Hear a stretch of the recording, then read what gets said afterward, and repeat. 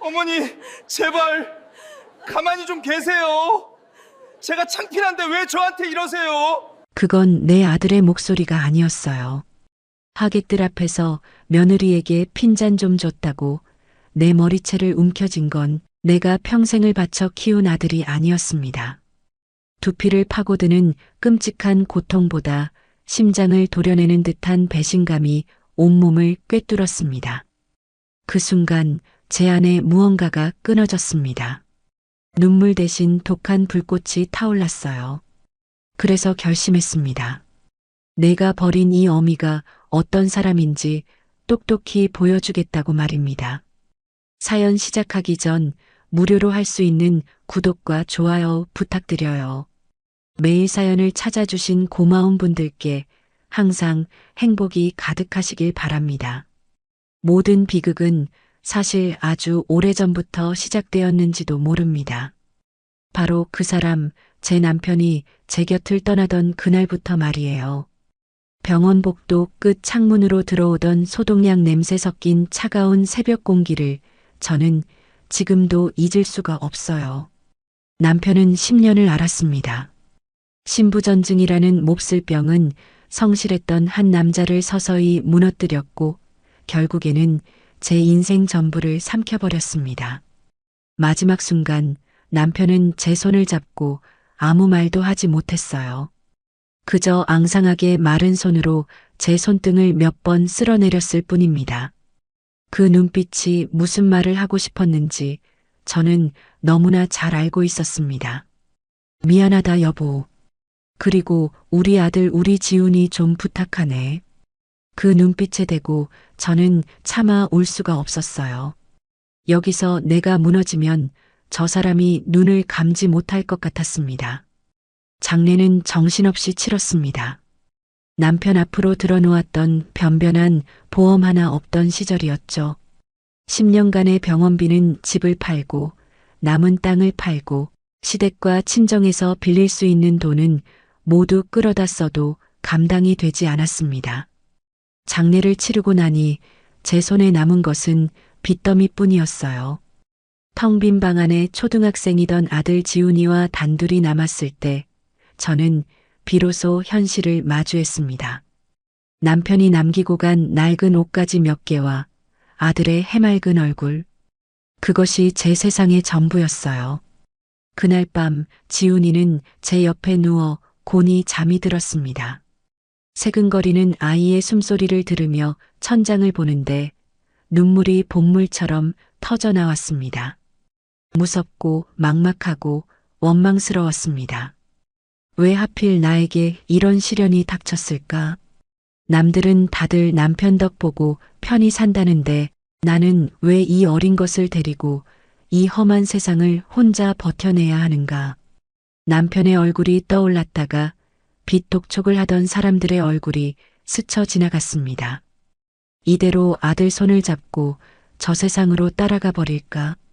그런 몹쓸 생각까지 들었습니다. 그때였습니다. 잠결에 뒤척이던 지훈이가 제 품으로 파고들며 잠꼬대를 했어요. 아빠 보고 싶어. 그 작은 속삭임에 저는 정신이 번쩍 들었습니다. 내가 지금 무슨 생각을 하고 있는가? 이 아이는 아비 잃은 슬픔을 가슴에 묻고 있는데 어미마저 이 아이를 버릴 생각을 하다니. 저는 지훈이를 끌어안고 한참을 소리 없이 울었습니다. 그리고 다짐했어요.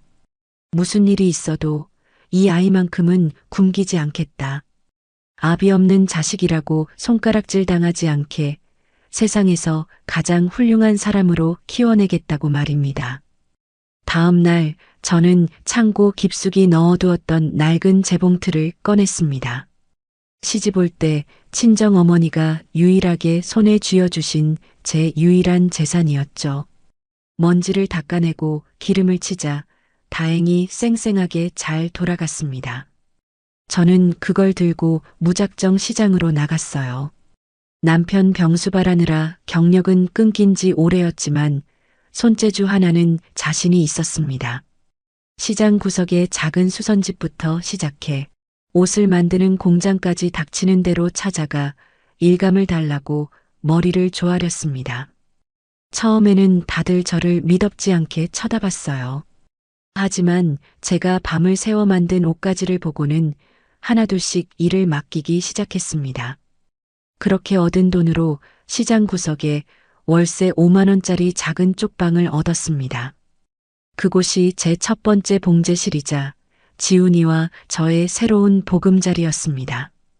방 한쪽에는 재봉틀을 놓고 다른 한쪽에는 얇은 이불을 깔았습니다. 밤이 되면 재봉틀 소리가 시끄러울까봐 이불로 재봉틀 주변을 둘러싸고 일을 했어요. 하루가 어떻게 가는지도 몰랐습니다. 새벽같이 일어나 지훈이 밥을 차려 학교에 보내고 나면 곧바로 재봉틀 앞에 앉았습니다. 드르륵, 드르륵 규칙적으로 울리는 재봉틀 소리는 제 자장가였고 또 제 희망이었습니다. 바늘에 손가락을 찔려 피가 나도 어깨가 빠질 듯 아파와도 저는 멈출 수가 없었어요. 제가 1시간 더 페달을 밟으면 지훈이가 좋아하는 고기 반찬을 한 번 더 사줄 수 있었고 찢어진 운동화 대신 새 운동화를 사줄 수 있었으니까요. 일이 끝나고 지훈이가 잠든 밤이면 저는 쪽방 구석에 웅크리고 앉아 퉁퉁 부은 손가락을 주무르곤 했습니다. 그때마다 남편의 마지막 눈빛이 떠올랐어요. 지훈이 좀 부탁하네. 저는 허공에 대고 다짐했습니다. 여보, 걱정하지 말아요. 내가 우리 지훈이, 당신 아들 꼭 번듯하게 키워낼게. 하늘에서 지켜봐줘요. 그렇게 하루하루를 버텨냈습니다. 재봉틀 소리는 멈추지 않았고 제 청춘도 그 소리와 함께 닳아 없어졌습니다. 하지만 괜찮았어요. 제 옆에는 세상에서 가장 소중한 아들, 지훈이가 있었으니까요. 그 아이의 웃음 한 번에 제 모든 고통과 서름은 눈 녹듯 사라졌습니다. 그것이 바로 지옥 같던 제 삶을 버티게 해준 유일한 이유였습니다. 사람들은 말합니다. 시간이 약이라고. 하지만 제게 시간은 약이 아니라 독이었습니다. 하루가 지나면 그 다음 하루가 더 고되고 한 해가 지나면 그 다음 해는 더 막막하게 다가왔으니까요. 쪽방에 들인 재봉틀은 쉴 틈 없이 돌아갔습니다. 잠든 아들 깰세라 이불로 감싸고 페달을 밟다 보면 어느새 창밖이 희미하게 밝아오곤 했습니다. 제게 새벽은 하루의 시작이 아니라 고된 밤의 끝이었어요. 하루에 18시간. 저는 꼬박 그 시간만큼 재봉틀 앞에 앉아 있었습니다. 눈을 뜨면 재봉틀, 눈을 감아도 귓가에선 드르륵거리는 소리가 맴돌았어요. 처음엔 동네 수선집에서 주는 자잘한 일거리로 시작했습니다. 바지 밑단을 줄이고 트어진 옷을 깁는 일이었죠. 단돈 몇백 원, 몇천 원을 버는 일이었지만 저는 가리지 않았습니다. 그 돈이 모여 지훈이의 공책이 되고 연필이 되고 도시락 반찬이 된다는 것을 알았으니까요. 제 손은 점점 거칠어지고 손가락 마디마디는 굳은 살이 박여 딱딱하게 변해갔습니다. 재봉틀 바늘에 찔리는 건 예사였고 피가 배어나온 옷감을 몰래 빨아 말리기를 수십 번. 밤이면 욱신거리는 손목을 붙잡고 잠 못 이루는 날이 허다했습니다. 눈은 또 어땠고요. 침침해진 눈으로 바늘기에 실을 꿰는 일이 점점 버거워졌습니다. 어쩌다 거울 속에 제 모습을 보면 푸석한 얼굴에 생기 없이 푹 꺼진 눈을 한 낯선 여자가 서 있곤 했습니다. 내가 어쩌다 일이 늙어버렸나 하는 서글픔이 밀려오다가도 잠든 지훈이의 얼굴을 보면 그런 생각은 사치라는 걸 깨닫곤 했어요. 그렇게 몇 년이 흘렀을까요? 제 성실함을 알아봐주는 사람들이 하나둘 생겨나기 시작했습니다. 처음엔 수선만 맡기던 사람들이 이제는 아예 옷을 만들어 달라고 주문을 하기 시작했어요. 시장 좌판에서 파는 천을 떼어다가 밤을 새워 블라우스를 만들고 원피스를 만들었습니다. 제 옷은 모양이 예쁘고 바느질이 꼼꼼하다며 입소문이 나기 시작했어요. 단골도 생겼습니다. 특히 동대문 시장에서 옷 장사를 하는 김 사장이라는 분은 제 가장 큰 손님이었죠. 그분은 유난히 까다로웠습니다. 최신 유행하는 디자인의 옷 사진을 들고 와서는 똑같이 만들어내라고 윽박지르기 일쑤였어요. 실 색깔이 조금만 달라도 단추 모양이 마음에 안 들어도 퇴짜를 놓기 일쑤였습니다. 다른 사람 같았으면 진작에 포기했을 테지만 저는 그럴 수가 없었어요. 김 사장이 주는 일감은 다른 곳의 2배, 3배였으니까요. 저는 밤을 새워가며 잡지를 뒤지고 지나가는 사람들의 옷차림을 뜯어보며 유행을 익혔습니다. 김 사장이 던져주고 간 옷을 수십 번씩 뜯고 받기를 반복하며 그가 원하는 완벽한 옷을 만들어냈습니다. 어느 날 김 사장은 제가 만든 옷 수십 벌을 검수하더니 말없이 돈 봉투 하나를 툭 던져주었습니다. 평소보다 두툼한 봉투였어요. 이 여편네 솜씨 하나는 기가 막히네. 앞으로 내 일은 당신한테만 맡길 테니 다른 생각 말고 똑바로 해. 무뚝뚝한 칭찬이었지만 제 심장은 터질 듯이 뛰었습니다. 드디어 인정을 받은 겁니다. 퉁퉁 부은 손가락의 통증도 며칠 밤을 샌 피로도 모두 잊을 만큼 기뻤습니다. 그 돈 봉투를 품에 안고 집으로 돌아오는데 발걸음이 구름 위를 걷는 것처럼 가벼웠습니다. 이제 우리 지훈이 더 맛있는 거, 더 좋은 거 해줄 수 있겠구나. 그 생각뿐이었어요. 그런데 그날따라 지훈이가 학교에서 돌아올 시간이 지났는데도 보이지 않았습니다. 덜컥 겁이 났어요. 무슨 일이 생긴 건 아닐까? 밖으로 뛰쳐나가려는데 현관문이 벌컥 열리며 지훈이가 헐레벌떡 뛰어들어왔습니다. 엄마, 엄마. 아이는 숨을 헐떡이며 제게 종이 한 장을 불쑥 내밀었습니다. 상장이었어요. 위 학생은 타의 모범이 되고 학업 성적이 우수하여 이 상장을 수여함. 제 눈이 글자 위에서 몇 번이고 미끄러졌습니다. 우리 아들이, 내 아들 지훈이가 상을 타온 겁니다. 저는 상장을 든 채 아무 말도 하지 못하고 지훈이의 얼굴만 쳐다봤어요. 엄마, 나 100점 맞았어. 선생님이 칭찬해줬어. 그 말을 듣는 순간 뜨거운 것이 목구멍으로 왈칵 치밀어 올랐습니다. 저는 지훈이를 부서져라 끌어안았습니다. 어깨를 들썩이며 우는 저를 작은 아이는 고사리 같은 손으로 등을 토닥여 주었습니다. 그 순간 세상의 모든 시름이 다 사라지는 것 같았어요. 재봉틀에 찔려 피멍이 든 손가락도 밤샘 작업으로 뻐근한 어깨도 흐릿해진 눈도 아무렇지 않았습니다. 내 아들이, 내 모든 희생의 이유이자 결과인 아들이 이렇게 잘 자라주고 있었으니까요. 그날 밤 저는 난생 처음으로 닭 한 마리를 통째로 튀겨주었습니다. 기름 냄새가 진동하는 좁은 방 안에서 지훈이는 세상에서 가장 맛있는 음식이라도 먹는 듯 허겁지겁 닭다리를 뜯었습니다. 그 모습을 보는 것만으로도 배가 불렀어요.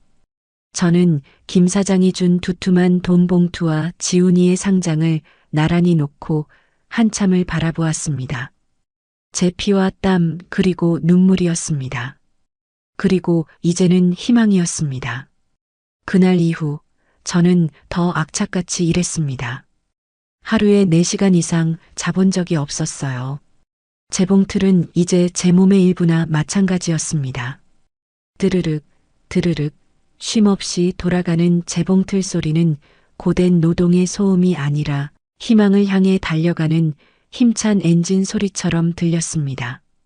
김 사장의 주문은 점점 늘어났고 다른 거래처에서도 일감이 밀려들기 시작했어요.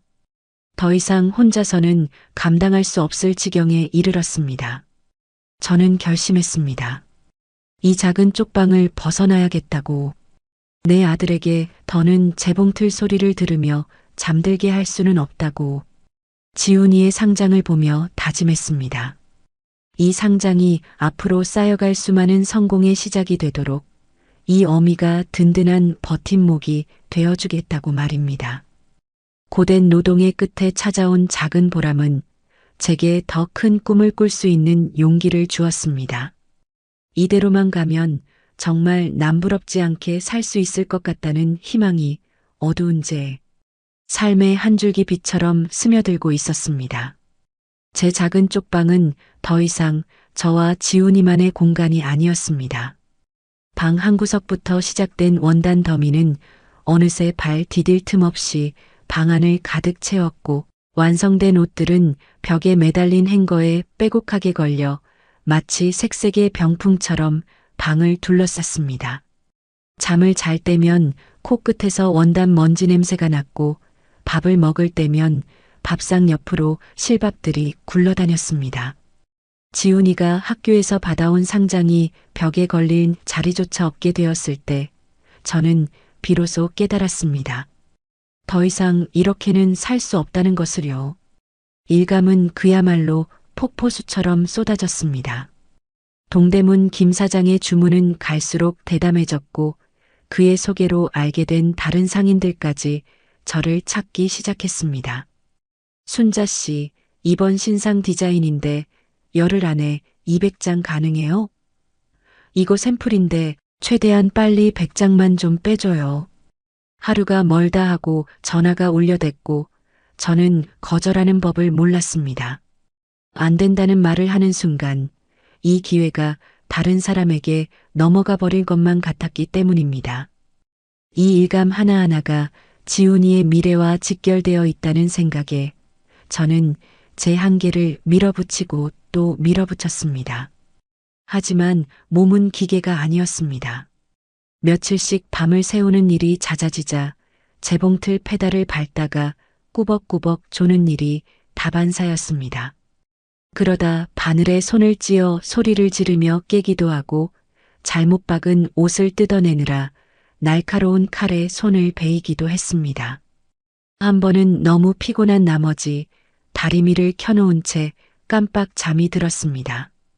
타는 냄새에 놀라 깨어보니 원단 끝이 새까맣게 타들어가고 있었어요.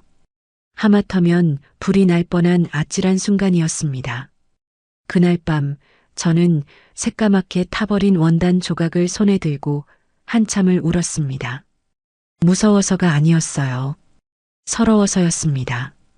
내가 이렇게까지 살아야 하나. 내 아들에게 부끄럽지 않은 엄마가 되겠다던 다짐이 고작 이런 것이었나? 그날 이후 저는 며칠을 앓아누웠습니다. 몸살이 심하게 와서 일어날 기력조차 없었어요. 재봉틀은 멈췄고 전화기는 불이 나게 울렸지만 받을 수가 없었습니다. 지훈이는 제 옆에서 물수건을 갈아주고 서툰 솜씨로 죽을 끓여왔습니다. 엄마 아프지 마, 내가 돈 벌어올게. 10살 남짓한 아이의 그 말은 제 가슴을 더 아프게 후벼 팠습니다. 나는 지금 내 아들에게 짐이 되고 있구나. 내가 쓰러지면 이 아이는 길거리에 나앉게 되는구나. 정신이 번쩍 들었습니다. 자리에서 일어난 저는 그동안 차곡차곡 모아두었던 돈통을 꺼냈습니다. 낡은 괴짝 안에 들어있는 통장에는 꼬깃꼬깃한 10,000원짜리 몇 장과 함께 지난 몇 년간의 제 피와 땀이 고스란히 담겨 있었습니다. 턱없이 부족한 돈이었지만 저는 결심을 굳혔습니다. 그리고는 무작정 은행으로 달려갔어요. 대출을 받고 싶습니다. 창구에 앉은 젊은 직원은 저의 행색을 위아래로 훑어보더니 퉁명스럽게 물었습니다. 담보 있으세요? 직업은요? 저는 차마 쪽방에서 재봉틀을 돌린다고 말할 수가 없었어요. 그저 우물쭈물하고 있자 직원은 귀찮다는 듯 손을 내저었습니다. 몇 군데의 은행을 더 돌아다녔지만 대답은 모두 같았습니다. 담보도 번듯한 직업도 없는 과부에게 돈을 빌려줄 곳은 어디에도 없었습니다. 마지막이라는 심정으로 찾아간 곳은 신용협동조합이었습니다. 그곳에서 만난 지점장님은 제 이야기를 셔츠깃이 누렇게 변하도록 땀을 흘리며 한참 동안 들어주셨습니다. 저는 제 사정을 구구절절 늘어놓지 않았어요. 대신 제가 그동안 만들었던 옷 샘플 몇 개와 거래, 장부를 들고 갔습니다. 그리고 제가 앞으로 어떻게 돈을 벌 것인지, 어떻게 빚을 갚아나갈 것인지에 대해 떨리는 목소리로 설명했습니다. 제 눈빛에서 무언가를 읽으셨던 걸까요? 지점장님은 한참을 고민하시더니 제게 이렇게 말했습니다. 어머니의 성실함을 믿고 한번 진행해 보겠습니다. 그 길로 저는 공장 자리를 알아보러 다녔습니다. 가진 돈에 맞춰야 했기에 변두리에 있는 낡고 허름한 창고밖에는 얻을 수가 없었어요. 하지만 제게는 그곳이 세상에서 가장 큰 성처럼 보였습니다.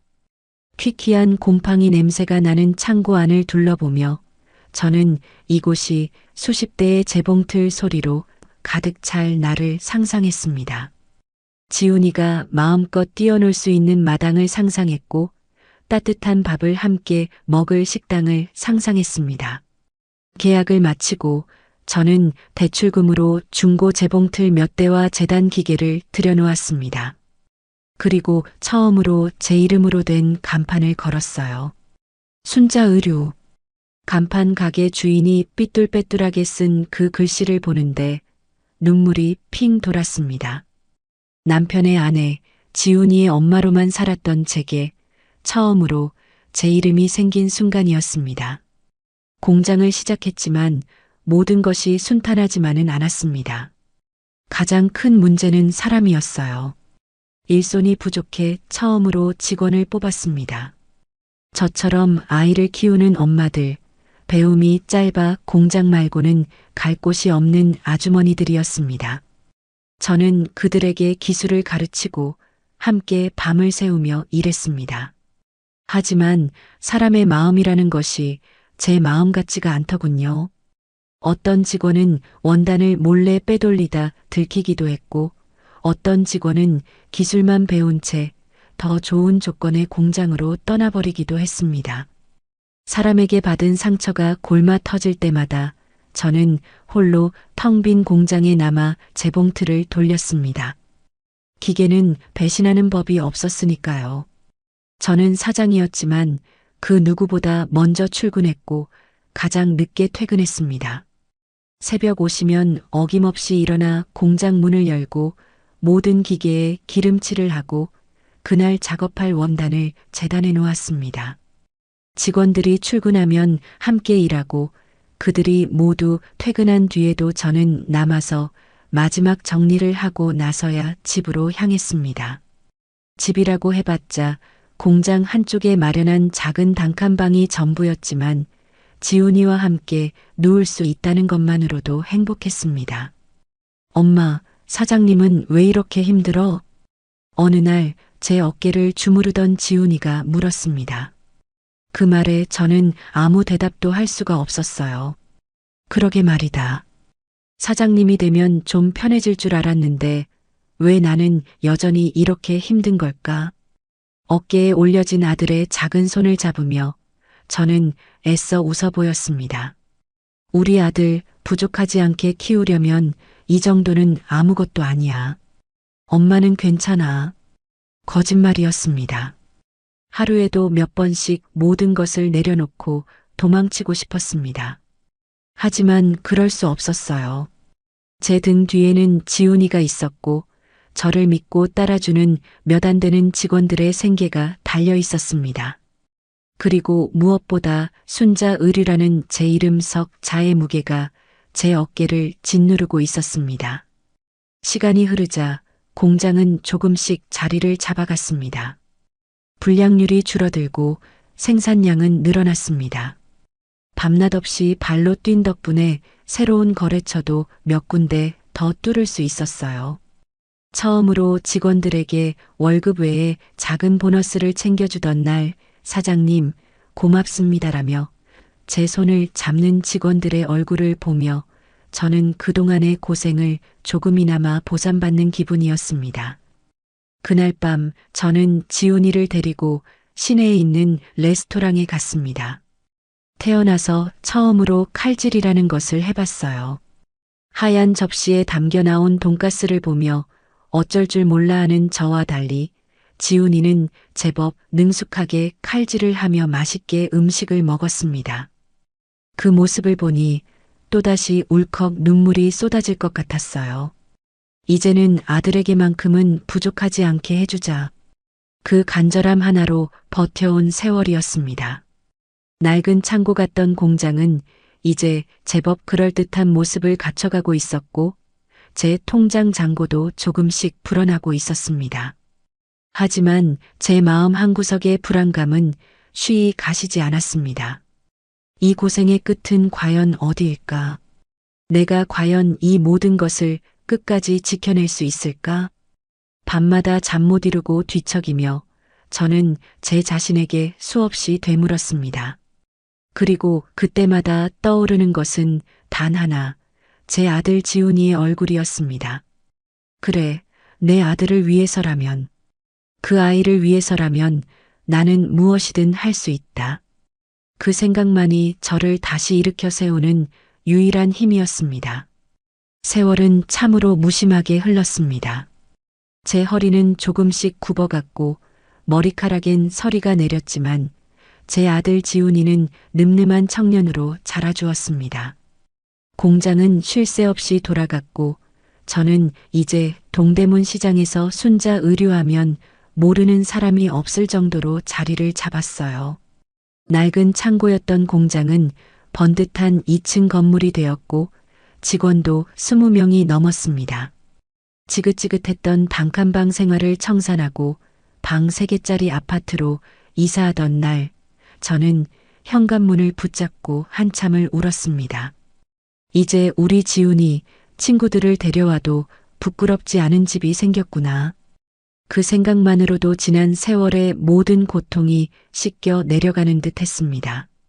지훈이는 좋은 대학을 나왔고 번듯한 대기업에 취직했습니다. 다 어머니 덕분입니다. 졸업식 날 학사모를 쓴 아들은 제 손을 잡으며 그렇게 말했습니다. 저는 그저 아들의 손을 잡고 고개만 끄덕였습니다. 그래, 이만하면 내 인생 헛살지는 않았구나. 남편에게도 하늘에 있는 그 사람에게도 떳떳할 수 있겠구나 싶었습니다. 제 인생의 목표는 오직 하나, 아들의 성공이었고 저는 그 목표를 이룬 것만 같았습니다. 그러던 어느 날 아들이 조심스럽게 말은 꺼냈습니다. 결혼하고 싶은 여자가 있다고요. 저는 얼마나 기뻤는지 모릅니다. 드디어 내 아들이 가정을 꾸리는구나. 이제야 저도 며느리가 해주는 밥도 얻어먹고 예쁜 손주들 재롱도 보며 늙어갈 수 있겠구나. 그런 소박한 꿈을 꾸었습니다. 며느리감이 될 아가씨를 처음 만나는 날 저는 며칠 전부터 미용실에 다녀오고 장롱 속에 고이 모셔두었던 가장 좋은 옷을 꺼내 입었습니다. 그런데 제 앞에 나타난 아가씨, 유라라고 했나요? 그 아이는 머리부터 발끝까지 값비싼 명품으로 치장하고 있었어요. 제 옷차림을 위아래로 훑어보는 그 아이의 눈빛에서 저는 무언가 잘못되었다는 것을 직감했습니다. 지훈 씨한테 얘기 많이 들었어요. 어머님, 공장 하신다고요? 힘드시겠어요. 그 말에는 걱정이 아니라 묘한 무시가 섞여 있었습니다. 식사를 하는 내내 유라는 공장 일이나 제 과거에 대해서는 한마디도 묻지 않았어요. 대신 자신이 졸업한 명문 여대 이야기, 해외여행에서 겪었던 경험담, 최근에 구입한 명품 가방 이야기만 늘어놓았습니다. 지훈이는 그저 옆에서 사랑스럽다는 듯 유라를 쳐다보며 맞장구를 칠 뿐이었습니다. 음식이 목으로 넘어가지 않았습니다. 재봉틀 기름때 묻은 제 손이 그 아이의 반짝이는 다이아몬드 반지 앞에서 초라하게 느껴졌습니다. 그날 이후 아들은 조금씩 변해갔습니다. 주말마다 제 공장에 나와 일을 돕던 아들은 이제 데이트를 핑계로 얼굴 한번 비추지 않았습니다. 전화를 해도 유라와 함께 있다며 용건만 간단히 말하고 끊기 일쑤였어요. 결혼 준비는 착착 진행되었습니다. 유라는 강남의 최고급 웨딩홀을 잡았고 수천만 원짜리 수입 드레스를 골랐습니다. 예단이며 예물이며 그 아이가 요구하는 것들은 제 상식으로는 도저히 이해할 수 없는 것들이었어요. 엄마, 유라가 그러는데 요즘은 다 이렇게 한대요. 우리도 남들 하는 만큼은 해야죠. 아들은 제게 돈을 요구하며 그렇게 말했습니다. 저는 군말 없이 통장을 내주었어요. 내 아들 길을 죽일 수는 없었으니까요. 평생 땀 흘려번 돈이 하룻밤의 화려한 잔치를 위해 뭉텅뭉텅 빠져나갔지만 아들이 행복하다면 그걸로 족하다고 생각했습니다. 하지만 제 생각은 어리석은 착각이었습니다. 결혼식 날이 다가올수록 저는 점점 더 투명인간이 되어갔습니다. 신혼집을 구하는 문제에서도 혼수를 드리는 문제에서도 제 의견은 철저히 무시당했어요. 모든 것은 유라의 뜻대로 결정되었습니다. 그 아이는 제가 평생 모은 돈으로 마련한 아파트를 팔아 강남의 최고급 주상복합 아파트 전세를 얻어야 한다고 주장했습니다. 지훈이는 이번에도 유라의 편이었습니다. 엄마, 이제 저희도 저희 인생을 살아야죠. 언제까지 엄마 그늘 아래서 살 수는 없잖아요. 그 말을 듣는 순간 가슴에 찬바람이 훅 불어오는 것 같았습니다. 내 그늘이 너를 키웠는데 그 지긋지긋한 그늘 덕에 내가 지금 그 자리에 서 있는 것인데 목구멍까지 차오른 말을 삼켰습니다. 어미가 되어서 아들의 앞날에 걸림돌이 될 수는 없었으니까요. 그리고 운명의 그날 결혼식이 열렸습니다. 저는 밤새 한숨도 자지 못하고 제가 직접 만든 한복을 곱게 차려입었습니다. 하지만 화려한 웨딩홀에서 제 모습은 어색하기 짝이 없었어요. 유라의 친구들은 모두 저처럼 화려하게 차려입고 있었고 그들 사이에서 저는 시골에서 갓 상경한 촌부처럼 보였습니다. 식이 시작되고 저는 혼주석에 앉아 늠름하게 걸어 들어오는 아들의 모습을 보았습니다. 눈물이 핑 돌았어요. 잿더미 속에서 피워낸 내 꽃, 내 전부. 저 아이를 키우기 위해 보냈던 수많은 밤들이 주마등처럼 스쳐 지나갔습니다. 이제 저 아이가 자신의 가정을 꾸리고 행복하게 살아갈 일만 남았다고 생각하니 모든 서운함이 눈 녹듯 사라지는 것 같았습니다. 문제는 피로연에서 터졌습니다. 한복을 입은 채 하객들에게 인사를 돌고 있는 제게 유라가 다가왔습니다. 술이 거나하게 취한 채였어요. 어머님, 이제 한복은 그만 벗으시죠? 촌스러워 보여요. 주변의 모든 하객들이 들을 수 있는 큰 목소리였습니다. 순간 장내는 찬물을 끼얹은 듯 조용해졌습니다. 제 얼굴이 화끈거렸어요. 당황해서 아무 말도 못하고 있자 유라가 한 걸음 더 다가와 제 팔을 잡아 끌었습니다. 그리고 아까부터 하객들한테 돈 아껴 쓰라고 하셨다면서요? 그거 다 우리 지훈 씨가 번 돈으로 하는 건데 어머님이 무슨 상관이세요? 기가 막혔습니다. 아들의 결혼 자금 대부분은 제 공장에서 나온 돈이었습니다. 제가 평생을 바쳐 이룬 모든 것이었어요. 저는 떨리는 목소리로 겨우 입을 열었습니다. 예, 아가. 손님들 다 계신데 무슨 말이니 그게. 제 말이 끝나기도 전에 유라는 더 큰 소리로 악을 썼습니다. 어머님이야말로 이제 지훈 씨 인생에서 좀 꺼져주세요. 구질구질하게 언제까지 아들 인생에 회방 놓으실 거예요? 그 순간이었습니다. 옆에서 이 모든 것을 지켜보고만 있던 아들, 제 아들 지훈이가 제 앞으로 성큼성큼 다가왔습니다. 저는 아들이 유라를 말려줄 것이라고 생각했어요. 내 아들이라면 이 어미의 억울함을 알아줄 것이라고 믿었습니다. 하지만 제 기대는 산산조각 났습니다. 어머니 제발 좀 가만히 계세요. 창피하게 왜 이러세요? 그건 내 아들의 목소리가 아니었어요. 하객들 앞에서 며느리에게 핀잔 좀 줬다고 내 머리채를 움켜쥔 건 내가 평생을 바쳐 키운 아들이 아니었습니다. 두피를 파고드는 끔찍한 고통보다 심장을 도려내는 듯한 배신감이 온몸을 꿰뚫었습니다.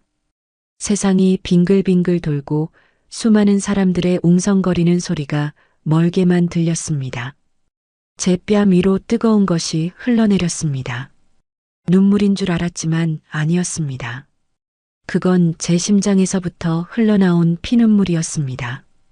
평생의 희생이 아들의 소나기에서 머리카락과 함께 엉망으로 쥐어뜯기고 있었습니다. 저는 아무런 저항도 하지 못했습니다. 그저 텅 빈 눈으로 제 머리채를 잡고 있는 아들의 얼굴을 올려다보았습니다. 그 얼굴에는 미안함도 죄책감도 없었습니다. 오직 짜증과 원망만이 가득했습니다. 그 순간 제 안에 무언가가 뚝 하고 끊어졌습니다. 지난 수십 년의 세월이 아들을 위해 바쳤던 내 모든 청춘이 한낱 제가 되어 바람에 흩날리는 것 같았습니다. 내가 무엇을 위해 살아왔나? 내가 누구를 위해 이 모든 고통을 감내해왔나? 머리채를 잡힌 고통 속에서 이상하게도 정신은 점점 더 맑아졌습니다. 눈물 대신 독한 불꽃이 타올랐어요. 그래, 이제 알겠다. 내 인생은 처음부터 내 것이 아니었다. 나는 그저 아들을 위한 도구였을 뿐이다. 그렇다면 이제라도 내 것을 되찾아야겠다.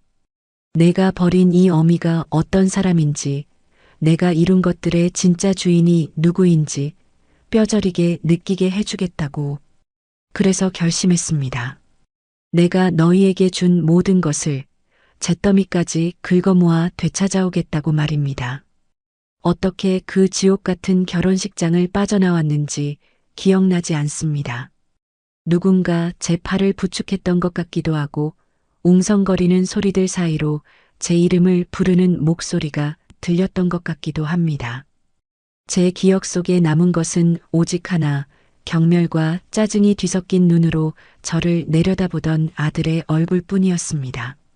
머리카락 몇 올이 힘없이 뽑혀 손에 쥐어져 있었고 곱게 차려입었던 한복 저고리는 엉망으로 구겨져 있었습니다. 저는 택시를 잡아탔습니다. 행선지를 묻는 기사에게 저도 모르게 공장으로 가주세요라고 말했습니다. 아들 내외와 함께 살기로 했던, 이제는 제 집이 아니게 된 그 아파트가 아니었습니다. 제 몸이, 제 영혼이 기억하는 유일한 안식처는 바로 그곳, 기름 냄새와 원단 먼지로 가득한 제 공장이었습니다. 택시 창밖으로 화려한 도시의 불빛들이 빠르게 스쳐 지나갔습니다. 방금 전까지 제가 서 있던 그 세상은 저와는 아무 상관없는 다른 별의 이야기처럼 느껴졌습니다. 차창에 비친 제 모습은 낯설기 짝이 없었습니다. 값비싼 한복을 차려입었지만 그 안의 영혼은 갈기갈기 찢어진 누더기였습니다. 눈물이 나올 법도 한데 이상하게 눈물 한 방울 나지 않았습니다. 그저 가슴 한구석에 커다란 구멍이 뚫린 것처럼 시리고 아픈 바람만 휑하게 드나들 뿐이었습니다. 덜컹하고 택시가 멈춰섰습니다. 익숙한 제 공장 앞이었습니다. 다 왔습니다. 기사의 말에 저는 한참 동안 멍하니 앉아 있었습니다. 지갑을 꺼내려는데 손이 부들부들 떨려 제대로 지폐를 셀 수가 없었습니다. 몇 번의 헛손질 끝에 겨우 돈을 건네고 차에서 내렸습니다.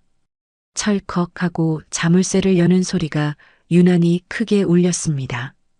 불 꺼진 공장 안은 낮의 열기가 채 가시지 않아 후텁지근했습니다. 익숙한 기름 냄새와 원단 냄새가 코를 찔렀습니다. 그 냄새를 맡는 순간 저는 참고 있던 숨을 한 번에 토해냈습니다. 그리고는 벽에 기댄 채 그대로 바닥에 주저앉았습니다. 긴장이 풀리자 온몸의 힘이 빠져나갔습니다. 쿵, 쿵, 쿵 제 심장 소리가 마치 망치 소리처럼 공장 전체를 울리는 것 같았습니다. 얼마나 그렇게 있었을까요? 저는 비틀거리며 몸을 일으켜 공장 안을 천천히 둘러보았습니다. 수십 대의 재봉틀이 어둠 속에서 거대한 짐승들처럼 침묵하고 있었습니다. 낮 동안 직원들의 웃음소리와 기계 소리로 가득했던 이곳은 지금 칠흑 같은 어둠과 고요에 잠겨 있었습니다. 재단 위에는 내일 아침 작업해야 할 원단들이 산더미처럼 쌓여 있었고, 한쪽 벽에는 완성된 옷들이 비닐에 쌓인 채 출고를 기다리고 있었습니다.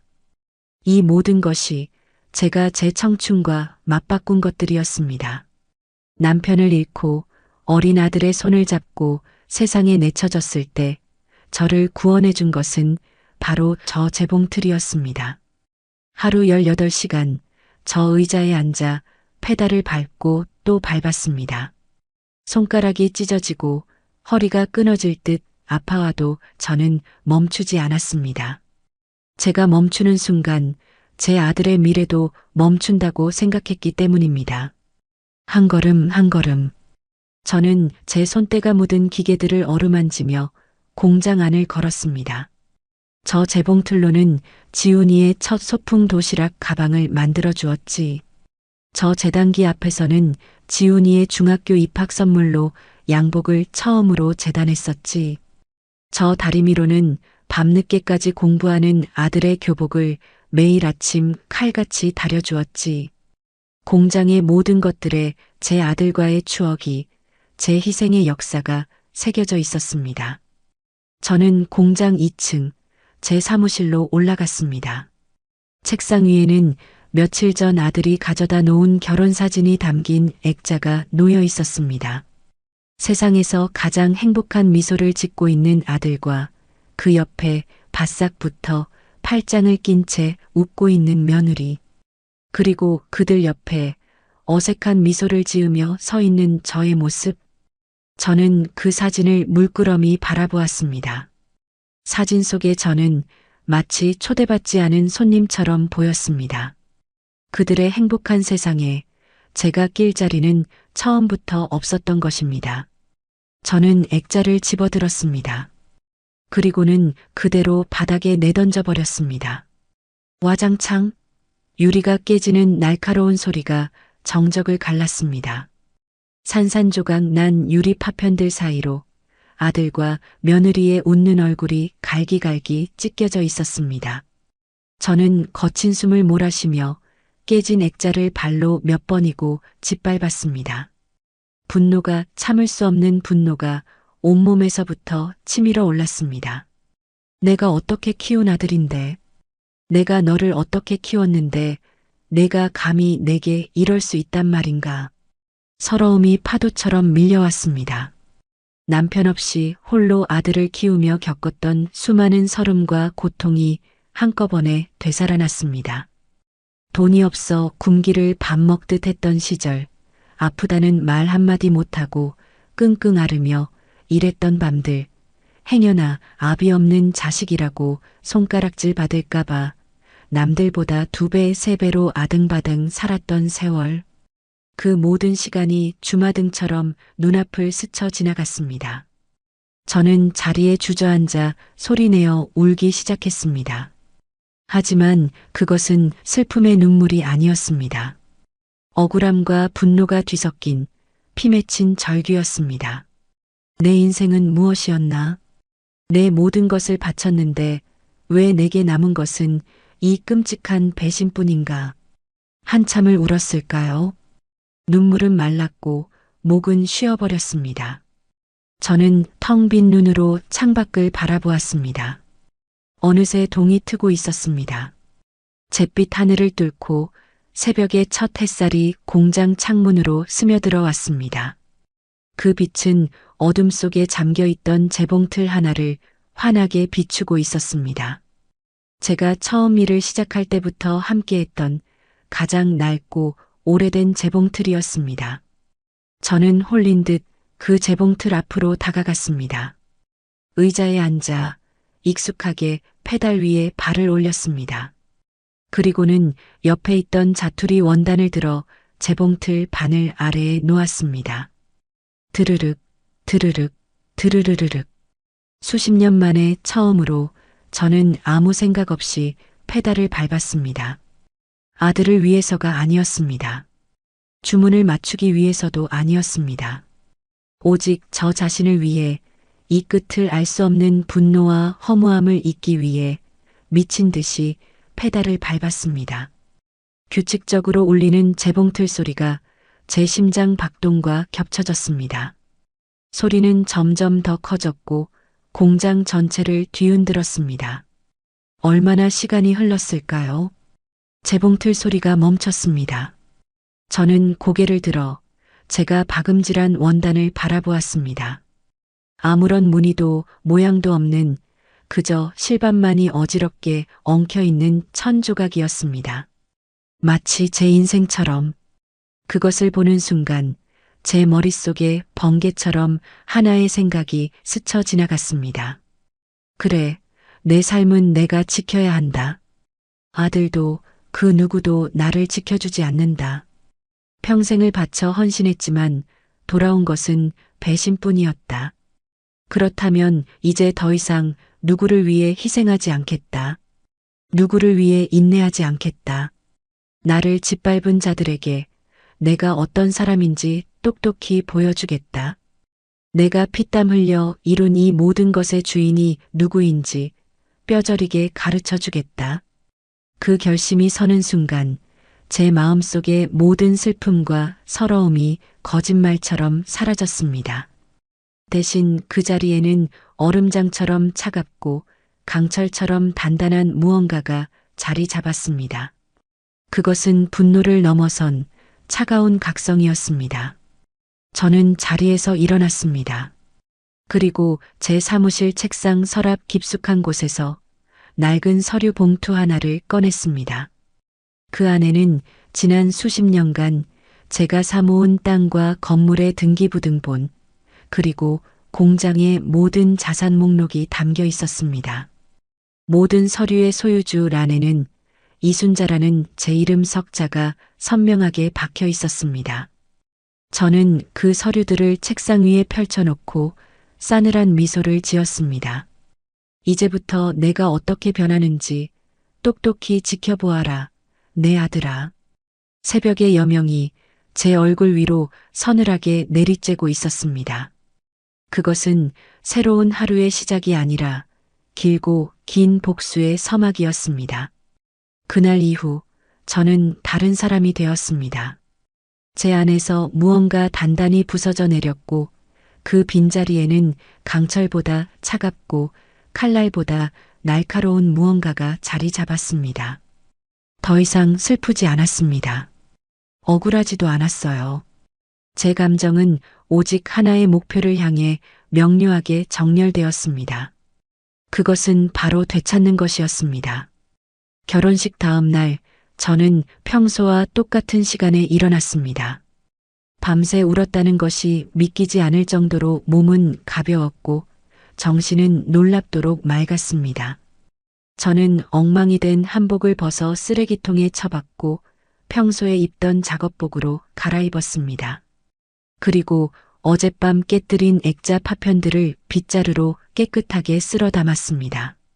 아들과 며느리의 웃는 얼굴이 담긴 사진 조각들이 쓰레받기 안에서 위태롭게 나뒹굴었지만 제 마음은 조금도 흔들리지 않았습니다. 공장으로 내려가자 직원들이 제 눈치를 살피며 쭈뼛거렸습니다. 어제의 소문이 벌써 공장 안에 파다하게 퍼진 모양이었습니다. 저는 아무렇지 않은 표정으로 아침 조회를 시작했습니다. 김 반장님, 어제까지 재단해 놓은 원단 오늘 안으로 전부 작업 끝내주세요. 박 씨, 너는 오늘 출고할 물량 다시 한번 확인하고 딴 생각들 하지 말고 다들 손들 빨리빨리 움직여. 제 목소리는 평소보다 더 차갑고 단호했습니다. 직원들은 제 기세에 눌려 아무 말도 못하고 각자의 자리로 흩어져 일을 시작했습니다. 드르륵, 드르륵 다시 공장은 활기를 되찾았습니다. 저는 제 사무실에 앉아 어젯밤 펼쳐놓았던 서류들을 다시 한번 꼼꼼하게 검토하기 시작했습니다. 그리고 가장 먼저 변호사에게 전화를 걸었습니다. 일주일이 지났습니다. 아들 내외는 보란듯이 몰디브인지 어딘지로 신혼여행을 떠났고 그 사이 저에게는 전화 한 통, 문자 한 통 없었습니다. 마치 이 세상에 저라는 존재는 처음부터 없었다는 듯이. 하지만 저는 조금도 서운하지 않았습니다. 오히려 그들의 무관심이 제 결심을 더욱 단단하게 만들어 주었을 뿐입니다. 저는 그 일주일 동안 제 모든 것을 정리하기 시작했습니다. 변호사의 자문을 받아 제가 가진 모든 재산의 법적 소유권이 오직 저에게만 있음을 다시 한번 확인했습니다. 공장의 명예, 공장이 서 있는 땅의 명예, 그리고 지훈이와 함께 살던 아파트의 명의까지 모든 것은 이순자 제 이름 석자로 되어 있었습니다. 과거 남편이 세상을 떠나고 모든 것을 잃었을 때 저는 뼈저리게 깨달았습니다. 내 것을 지키기 위해서는 내 이름으로 가지고 있어야 한다는 것을. 그 처절한 교훈이 수십 년이 지난 지금 저를 구원하고 있었습니다. 아들 내외가 신혼여행에서 돌아오던 날 저는 일부러 공장에 나가지 않고 아파트에서 그들을 기다렸습니다. 현관문 비밀번호를 누르는 소리가 들리고 곧이어 왁자지껄한 웃음소리와 함께 지훈이와 유라가 들어섰습니다. 그들은 거실 소파에 앉아 있는 저를 보고는 잠시 당황한 표정을 지었습니다. 어머니, 웬일이세요? 공장에 안 나가셨네요. 아들의 목소리는 어색하기 짝이 없었습니다. 유라는 아예 저를 본체만 채하며 소파에 털썩 주저앉아 다리를 꼬았습니다. 일주일 전 제 머리채를 잡았던 아들의 사과를 기대한 것은 아니었습니다. 하지만 저를 대하는 그들의 태도는 마치 제가 불청객이라도 되는 것 같았습니다. 저는 말없이 찻잔을 내려놓았습니다. 그리고 본론을 꺼냈습니다. 너희들 이 집에서 살 생각인가 보구나. 제 말에 유라의 표정이 순간 굳어졌습니다. 무슨 말씀이세요, 어머님? 당연히 저희 신혼집인데. 그 목소리에는 이 집은 당연히 우리 것이라는 오만함이 가득했습니다. 저는 속으로 코웃음을 쳤습니다. 그래, 나는 너희에게 이 집을 내어준 기억이 없는데. 제 차가운 대답에 지훈이가 당황하며 끼어들었습니다. 어머니, 왜 그러세요? 이 집 당연히 제 명의로 해주시는 거 아니었어요? 결혼 전에 다 얘기됐잖아요. 저는 그런 아들을 물끄러미 쳐다보았습니다. 제 배 아파 낳은 자식이지만 그 순간 제 눈앞에 있는 것은 낯선 타인일 뿐이었습니다. 내가 언제? 나는 그런 약속한 적 없다. 그리고 이 집 명예 내 이름으로 되어 있는 거 너도 잘 알 텐데. 그제야 상황 파악이 된 걸까요? 유라가 날카로운 목소리로 소리쳤습니다. 어머님, 지금 장난하세요? 어떻게 아들 결혼하는데 집 한 채 안 해주실 수가 있어요? 그리고 저번에 사주신 차도 아직 저희 명의로 이전 안 해주셨잖아요. 그 말에 기다렸다는 듯 저는 서류 봉투 하나를 테이블 위에 올려놓았습니다. 그 안에는 제가 지난 며칠간 정리한 재산 목록과 모든 등기부등본 사본이 들어 있었습니다. 아가, 잘 보렴. 이 공장도, 이 공장이 서 있는 땅도, 그리고 너희가 지금 앉아 있는 이 집도 모두 내 이름으로 되어 있단다. 내가 평생 피땀 흘려 번 내 재산이라는 뜻이지. 서류를 확인한 두 사람의 얼굴이 하얗게 질려갔습니다. 특히 유라의 얼굴은 경악과 분노로 일그러져 있었습니다. 말도 안 돼, 지훈 씨. 이게 어떻게 된 거야? 유라의 닥달에 지훈이는 어쩔 줄 몰라 하며 저를 쳐다봤습니다.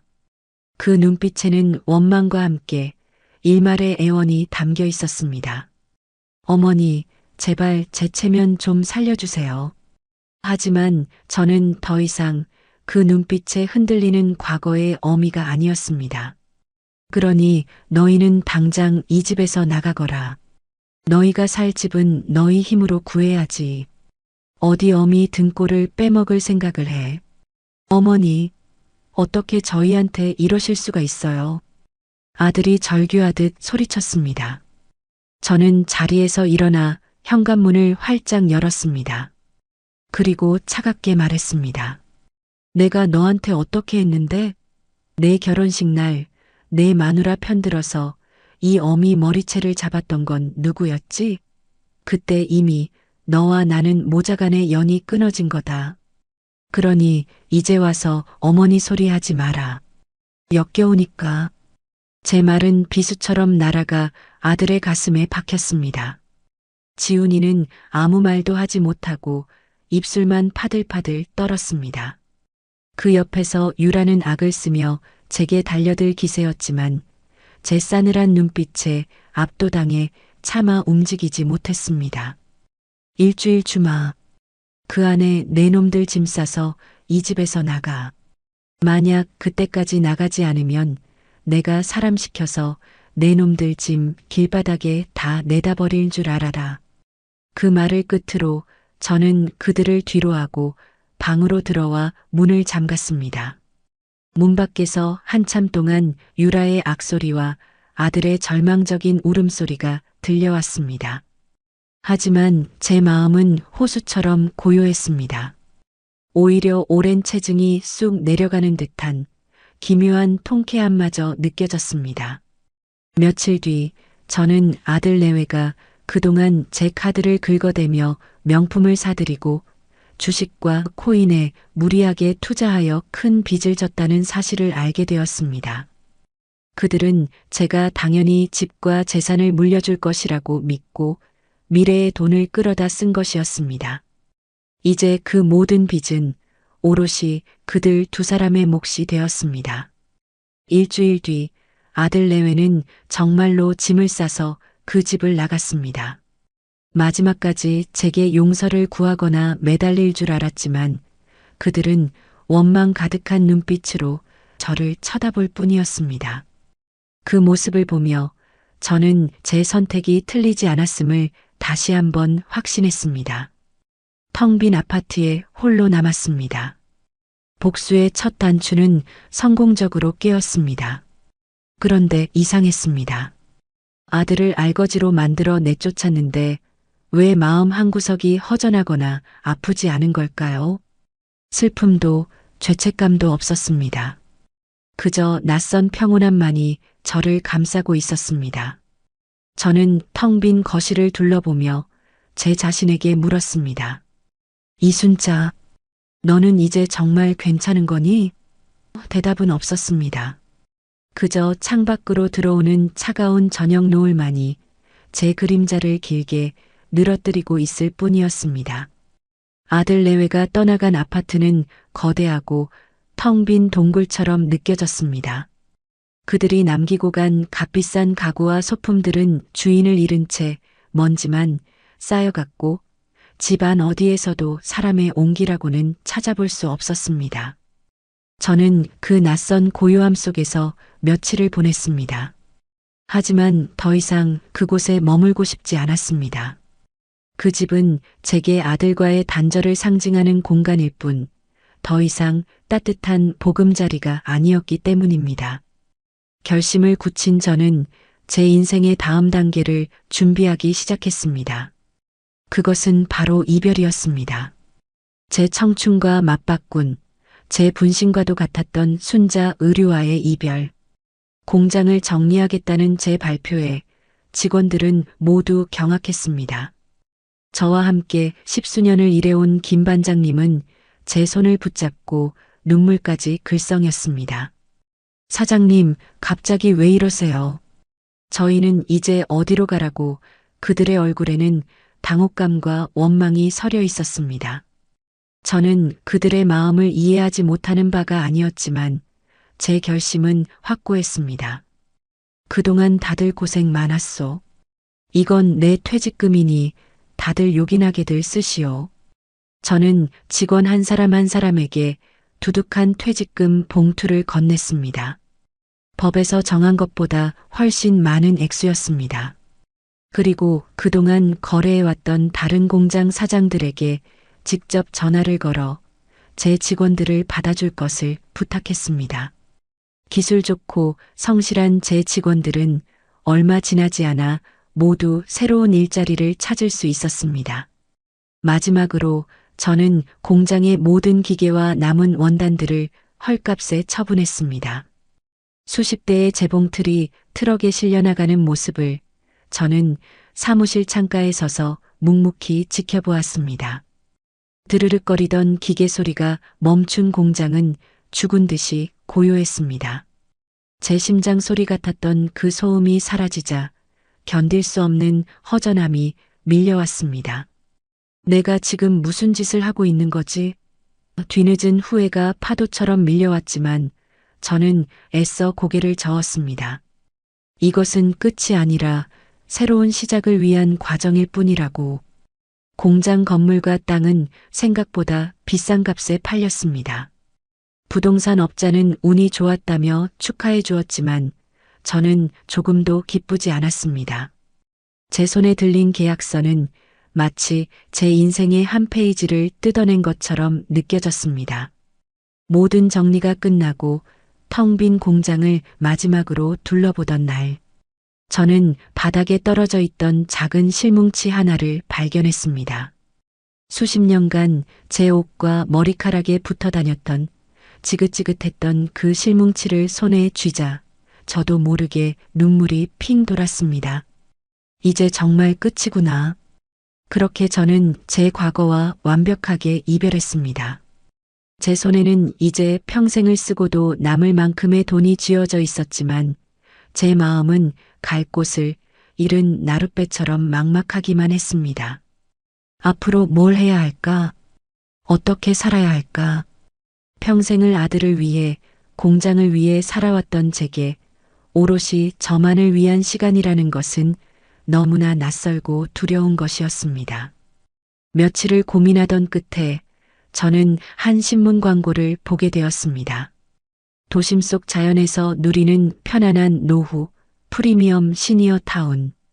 그 광고는 마치 저를 위해 준비된 것처럼 느껴졌습니다.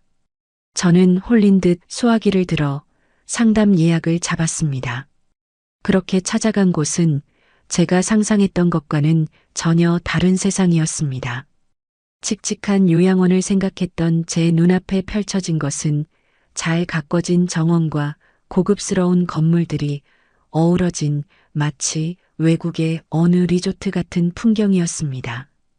상담실 직원은 제게 친절하게 시설을 안내해 주었습니다. 호텔처럼 꾸며진 개인실, 다양한 취미 활동을 즐길 수 있는 프로그램, 그리고 무엇보다 삼시세끼 영양사가 짜준 식단으로 제공되는 식사. 여기서는 아무것도 신경 쓰실 필요가 없으세요, 어머님. 그저 편안하게 즐기시기만 하면 됩니다. 그 말이 제 가슴에 와서 박혔습니다. 평생 누군가를 위해 밥을 하고 빨래를 하고 돈을 벌기 위해 아등바등 살아왔던 저였습니다. 아무것도 신경 쓰지 않아도 된다는 말. 그 말은 제게 너무나 달콤한 유혹이었습니다. 저는 그 자리에서 바로 입주 계약을 했습니다. 입주하던 날, 저는 낡은 옷가지 몇 개가 든 작은 가방 하나만 들고 그곳을 찾았습니다. 저를 맞아준 직원은 제 방으로 안내해 주었습니다. 햇살이 환하게 들어오는 넓은 창, 푹신한 침대와 깨끗한 침구, 그리고 작지만 아늑한 테라스까지 모든 것이 제가 꿈꿔왔던 공간이었습니다. 저는 가방을 내려놓고 침대 위에 가만히 누워보았습니다. 낯선 부드러움이 제 지친 몸을 감쌌습니다. 창밖으로는 새소리가 들려왔고 바람에 실려온 꽃향기가 방 안을 가득 채웠습니다. 제 목소리는 평소보다 더 차갑고 단호했습니다.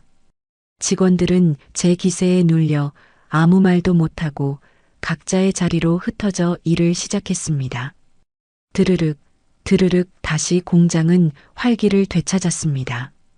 저는 제 사무실에 앉아 어젯밤 펼쳐놓았던 서류들을 다시 한번 꼼꼼하게 검토하기 시작했습니다. 그리고 가장 먼저 변호사에게 전화를 걸었습니다. 일주일이 지났습니다.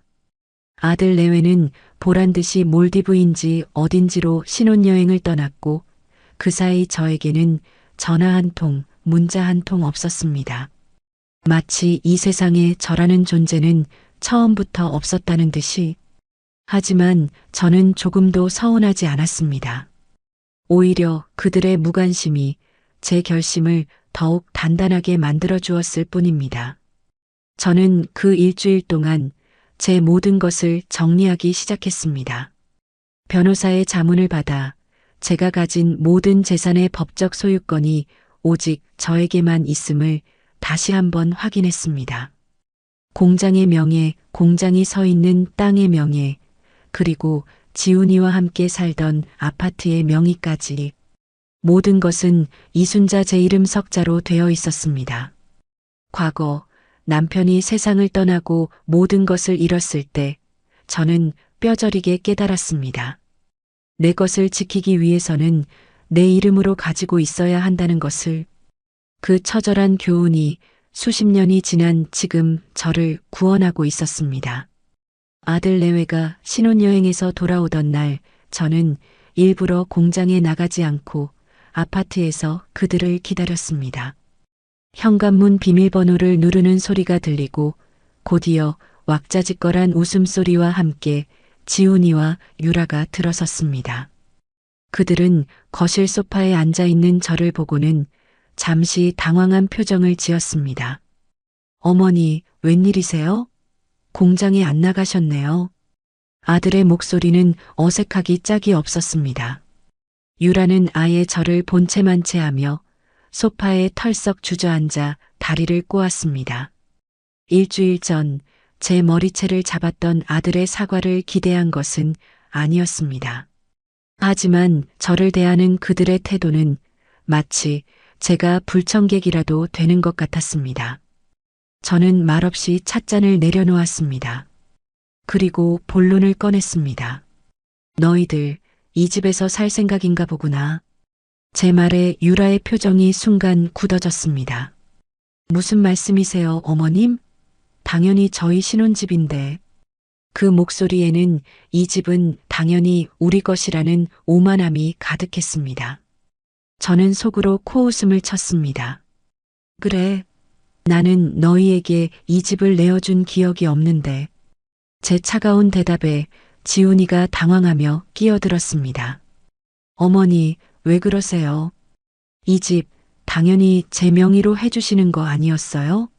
결혼 전에 다 얘기됐잖아요. 저는 그런 아들을 물끄러미 쳐다보았습니다. 제 배 아파 낳은 자식이지만 그 순간 제 눈앞에 있는 것은 낯선 타인일 뿐이었습니다. 내가 언제? 나는 그런 약속한 적 없다. 그리고 이 집 명예 내 이름으로 되어 있는 거 너도 잘 알 텐데. 그제야 상황 파악이 된 걸까요? 유라가 날카로운 목소리로 소리쳤습니다. 어머님, 지금 장난하세요? 어떻게 아들 결혼하는데 집 한 채 안 해주실 수가 있어요? 그리고 저번에 사주신 차도 아직 저희 명의로 이전 안 해주셨잖아요. 그 말에 기다렸다는 듯 저는 서류 봉투 하나를 테이블 위에 올려놓았습니다. 그 안에는 제가 지난 며칠간 정리한 재산 목록과 모든 등기부등본 사본이 들어 있었습니다. 아가, 잘 보렴. 이 공장도, 이 공장이 서 있는 땅도, 그리고 너희가 지금 앉아 있는 이 집도 모두 내 이름으로 되어 있단다. 내가 평생 피땀 흘려 번 내 재산이라는 뜻이지. 서류를 확인한 두 사람의 얼굴이 하얗게 질려갔습니다. 특히 유라의 얼굴은 경악과 분노로 일그러져 있었습니다. 말도 안 돼, 지훈 씨. 이게 어떻게 된 거야? 유라의 닥달에 지훈이는 어쩔 줄 몰라 하며 저를 쳐다봤습니다. 그 눈빛에는 원망과 함께 일말의 애원이 담겨 있었습니다. 어머니, 제발 제 체면 좀 살려주세요. 하지만 저는 더 이상 그 눈빛에 흔들리는 과거의 어미가 아니었습니다. 그러니 너희는 당장 이 집에서 나가거라. 너희가 살 집은 너희 힘으로 구해야지. 어디 어미 등골을 빼먹을 생각을 해. 어머니, 어떻게 저희한테 이러실 수가 있어요? 아들이 절규하듯 소리쳤습니다. 저는 자리에서 일어나 현관문을 활짝 열었습니다. 그리고 차갑게 말했습니다. 내가 너한테 어떻게 했는데? 내 결혼식 날 내 마누라 편들어서 이 어미 머리채를 잡았던 건 누구였지? 그때 이미 너와 나는 모자간의 연이 끊어진 거다. 그러니 이제 와서 어머니 소리 하지 마라. 역겨우니까. 제 말은 비수처럼 날아가 아들의 가슴에 박혔습니다. 지훈이는 아무 말도 하지 못하고 입술만 파들파들 떨었습니다. 그 옆에서 유라는 악을 쓰며 제게 달려들 기세였지만 제 싸늘한 눈빛에 압도당해 차마 움직이지 못했습니다. 일주일 주마. 그 안에 내 놈들 짐 싸서 이 집에서 나가. 만약 그때까지 나가지 않으면 내가 사람 시켜서 내 놈들 짐 길바닥에 다 내다 버릴 줄 알아라. 그 말을 끝으로 저는 그들을 뒤로하고 방으로 들어와 문을 잠갔습니다. 문 밖에서 한참 동안 유라의 악소리와 아들의 절망적인 울음소리가 들려왔습니다. 하지만 제 마음은 호수처럼 고요했습니다. 오히려 오랜 체증이 쑥 내려가는 듯한 기묘한 통쾌함마저 느껴졌습니다. 며칠 뒤 저는 아들 내외가 그동안 제 카드를 긁어대며 명품을 사들이고 주식과 코인에 무리하게 투자하여 큰 빚을 졌다는 사실을 알게 되었습니다. 그들은 제가 당연히 집과 재산을 물려줄 것이라고 믿고 미래의 돈을 끌어다 쓴 것이었습니다. 이제 그 모든 빚은 오롯이 그들 두 사람의 몫이 되었습니다. 일주일 뒤 아들 내외는 정말로 짐을 싸서 그 집을 나갔습니다. 마지막까지 제게 용서를 구하거나 매달릴 줄 알았지만 그들은 원망 가득한 눈빛으로 저를 쳐다볼 뿐이었습니다. 그 모습을 보며 저는 제 선택이 틀리지 않았음을 다시 한번 확신했습니다. 텅 빈 아파트에 홀로 남았습니다. 복수의 첫 단추는 성공적으로 깨었습니다. 그런데 이상했습니다. 아들을 알거지로 만들어 내쫓았는데 왜 마음 한구석이 허전하거나 아프지 않은 걸까요? 슬픔도 죄책감도 없었습니다. 그저 낯선 평온함만이 저를 감싸고 있었습니다. 저는 텅 빈 거실을 둘러보며 제 자신에게 물었습니다. 이순자, 너는 이제 정말 괜찮은 거니? 대답은 없었습니다. 그저 창밖으로 들어오는 차가운 저녁 노을만이 제 그림자를 길게 늘어뜨리고 있을 뿐이었습니다. 아들 내외가 떠나간 아파트는 거대하고 텅 빈 동굴처럼 느껴졌습니다. 그들이 남기고 간 값비싼 가구와 소품들은 주인을 잃은 채 먼지만 쌓여갔고 집안 어디에서도 사람의 온기라고는 찾아볼 수 없었습니다. 저는 그 낯선 고요함 속에서 며칠을 보냈습니다. 하지만 더 이상 그곳에 머물고 싶지 않았습니다. 그 집은 제게 아들과의 단절을 상징하는 공간일 뿐 더 이상 따뜻한 보금자리가 아니었기 때문입니다. 결심을 굳힌 저는 제 인생의 다음 단계를 준비하기 시작했습니다. 그것은 바로 이별이었습니다. 제 청춘과 맞바꾼, 제 분신과도 같았던 순자 의류와의 이별. 공장을 정리하겠다는 제 발표에 직원들은 모두 경악했습니다. 저와 함께 10수년을 일해온 김 반장님은 제 손을 붙잡고 눈물까지 글썽였습니다. 사장님, 갑자기 왜 이러세요? 저희는 이제 어디로 가라고 그들의 얼굴에는 당혹감과 원망이 서려 있었습니다. 저는 그들의 마음을 이해하지 못하는 바가 아니었지만 제 결심은 확고했습니다. 그동안 다들 고생 많았소. 이건 내 퇴직금이니 다들 요긴하게들 쓰시오. 저는 직원 한 사람 한 사람에게 두둑한 퇴직금 봉투를 건넸습니다. 법에서 정한 것보다 훨씬 많은 액수였습니다. 그리고 그동안 거래해왔던 다른 공장 사장들에게 직접 전화를 걸어 제 직원들을 받아줄 것을 부탁했습니다.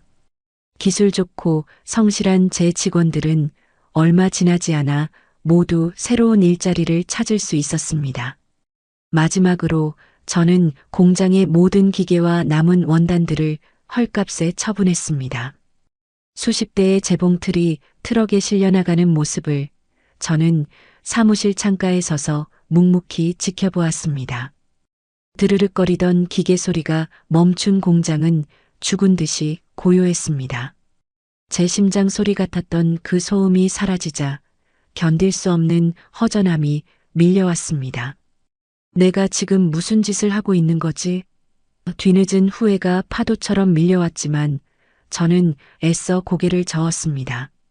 이것은 끝이 아니라 새로운 시작을 위한 과정일 뿐이라고.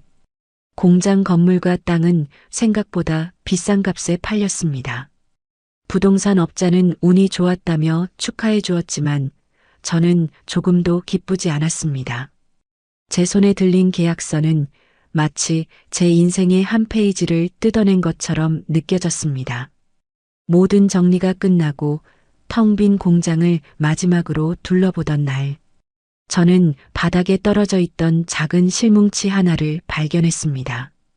수십 년간 제 옷과 머리카락에 붙어 다녔던 지긋지긋했던 그 실뭉치를 손에 쥐자 저도 모르게 눈물이 핑 돌았습니다.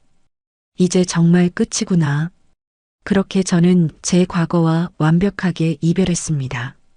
제 손에는 이제 평생을 쓰고도 남을 만큼의 돈이 쥐어져 있었지만 제 마음은 갈 곳을 잃은 나룻배처럼 막막하기만 했습니다. 앞으로 뭘 해야 할까? 어떻게 살아야 할까? 평생을 아들을 위해, 공장을 위해 살아왔던 제게 오롯이 저만을 위한 시간이라는 것은 너무나 낯설고 두려운 것이었습니다. 며칠을 고민하던 끝에 저는 한 신문 광고를 보게 되었습니다. 도심 속 자연에서 누리는 편안한 노후, 프리미엄 시니어 타운. 그 광고는 마치 저를 위해 준비된 것처럼 느껴졌습니다. 저는 홀린 듯 수화기를 들어 상담 예약을 잡았습니다. 그렇게 찾아간 곳은 제가 상상했던 것과는 전혀 다른 세상이었습니다. 칙칙한 요양원을 생각했던 제 눈앞에 펼쳐진 것은 잘 가꿔진 정원과 고급스러운 건물들이 어우러진 마치 외국의 어느 리조트 같은 풍경이었습니다. 상담실 직원은 제게 친절하게 시설을 안내해 주었습니다.